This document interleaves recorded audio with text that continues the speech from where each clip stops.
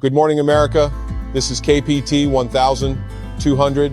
Today is September 11th, 2001, and it is as beautiful a day as ever, folks. The skies are crystal clear, and the temperature outside is perfect. If I were you, I'd be outside. Now here's the Eagles with Hotel California. Well, folks, breaking news here. It looks like a plane has crashed into one of the World Trade Centers. We're not sure what's going on, or about the size of the plane, or the circumstances of the crash, but we will keep you updated as we find out more. The voice of the man on the radio was interrupted by the teacher being roused to semi-consciousness by the announcement. You know that was no mistake, right? Even if they don't. Said a voice from the corner that I had never heard before. A man in a black suit with a white button-down and leather penny loafers was speaking to me from the corner of the classroom, and no one else seemed to notice him. Pulling a badge out from inside of his jacket, he held up the golden metal shield with an identification card bearing his face and the letters CIA. Are you talking to me? You know I'm talking to you. You can see me, they can't. Seems like a plane crash might do some real structural damage that could cause both towers to fall. Cause both towers to fall? What are you talking about? Some pilot must have done a little too much blow and his heart popped out and he crashed.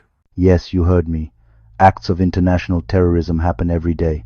In my professional opinion, it seems like structural damage has occurred, which could cause both towers and a third building, World Trade Center 7, to collapse.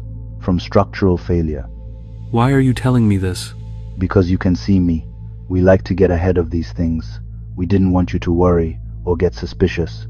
Not suspicious, but curious. So, I was sent to explain to you in person exactly what's going on. Firstly, come with me and I'll tell you everything. Have you ever heard of Osama bin Laden? Sounds familiar. Osama bin Laden is a Saudi Arabian terrorist with a network of extremists who hates America because of our freedom. Now don't ask me what he was doing before this or who he worked for in the 80s. That's top secret.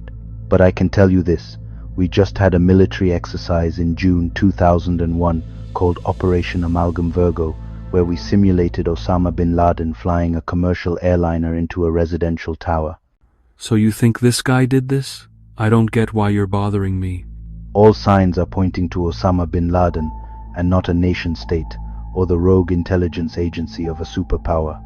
If you don't understand why I'm here yet, just watch. And be quiet, you'll see. As the words left the agent's mouth, I stood and watched the television on wheels. As I watched, I could see another plane crash into the second tower. The explosions licked the side of the building like the vulgar tongue of a snake licking a woman's naked body. I felt nothing. Was it movies or current events? Is it entertainment or state control? The TV shows news coverage of the attacks with a news anchor reporting live. Oh my God, folks, 3,000 people just died when that plane exploded into the towers. It's like a movie, folks. America is under attack. The voice of the newscaster was like the voice of the devil's agent, and I could not help but turn to look the CIA agent in the eye. When my eyes met his eyes were emotionless, but his lips twisted into a grin that was like the scowl of a jester. Even 70 years later, I can remember that devil's face pulled back into an evil grimace of content. All around, my schoolmates were crying and gasping like they were actors in a play. Slowly, as though through a dial-up modem, they went on the download until their mood and countenance matched the frequencies that were being broadcast by the state, but I could not understand them. Last thing I remember, I was running for the door. I had to find the passage back to the place I was before. Relax, said the night man. We are programmed to receive. You can check out anytime you like, but you can never leave. Then I was falling into the agent's eyes. I could see myself. I was a guest in the Hotel California. My room had one king-size bed and a clock radio that was buzzing, and when I opened the door, I was stepping foot into the womb of a Boeing 747 aimed at the World Trade Center.